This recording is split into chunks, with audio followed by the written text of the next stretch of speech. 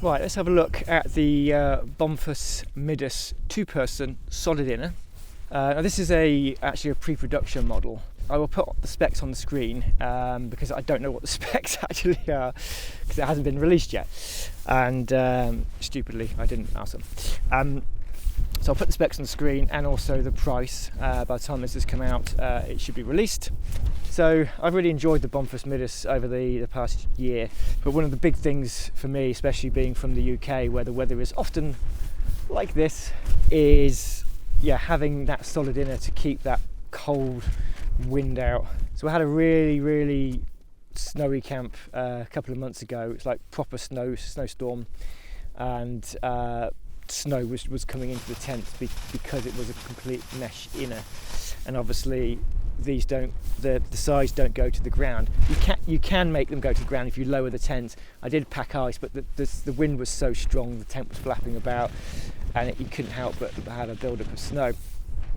So certainly having the solid inner will help with that. So one of the first things you'll notice about the solid inner is it's yellow, which is actually quite nice because it keeps everything nice and warm inside the tent, or warm feeling inside the tent. Obviously it doesn't make it any warmer, but I much prefer that to it being white. With the X-Mid Solid it's white. With my Stone Glacier Skyscraper 4-season tent it's white. The yellow is much nicer. Hilleberg also use a yellow, and I think it's much nicer. It creates a much nicer ambiance when you're inside the tent. Now, if you're familiar with the 2-person mesh inner, there's not a huge amount to say that's extra, apart from this one nice feature, and that is down here you have this extra tie-out point, so you can tie the inner from the middle to the fly, so which pulls the inner out a little bit, which gives you a little bit more space. Obviously you've also still got these points here where you can attach the outer to the inner as well. Got that on each corner, as well as, of course, this is how you attach the base, the floor to the tent. Right, let's open it up and have a look inside. So you can see you've got this rainbow style door, which some people don't like. It's not really a problem for me. I don't have an issue with it at all, really, as long as you just keep it rolled up and then down the floor. And the nice thing about it is it does open up the whole of the front, which is nice. So yeah, you can, if you've got 2 people, you can sit either side of this pole here, assuming you use the pole with the adapter, which I've got from Mountain Laurel Designs. They're actually nice Bomfus if you actually maybe looked at creating your own adapter. I think that would be a good win, because it really does create more space inside the tent, especially if there's 2 people. So as you can see, solid at the sides, mesh at the top here, so that helps with the ventilation. So the solid goes right up across this door in kind of like a rainbow fashion here, which actually looks quite nice.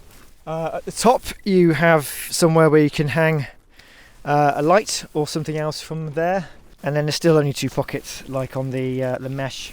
So you have a pocket on either side here, so it's very minimalist. I'll close the tent up. And I've got my shoes on, which is very naughty of me. And this is what it's like inside the tent with the solid inner.